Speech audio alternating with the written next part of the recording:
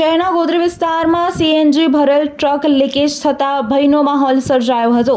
Doctor Sarvepalli Radhakrishna પ્રાથમિક શાળા આગળ સીએનજી ભરેલ ટ્રક લીકેજ થતાં અફરાતફરીનો માહોલ સર્જાયો હતો। સીએનજી ભરેલ ટ્રક અચાનક સીએનજી લીકેજ થતાં અફરાતફરીનો માહોલ સર્જાયો હતો। આસપાસના વિસ્તારોમાં સુરક્ષાના ભાગરૂપે એક તરફનો રોડ પણ બંધ કરી દેવો પડ્યો હતો। સીએનજી ભરેલ ટ્રકમાં લીકેજ થતાં ફાયર વિભાગને જાણ કરવામાં આવતા તાત્કાલિક ફાયર વિભાગના જવાનો ઘટનાસ્થળ પર દોડી આવ્યા હતા અને લીકેજ થતાં અટકાવ્યું હતું।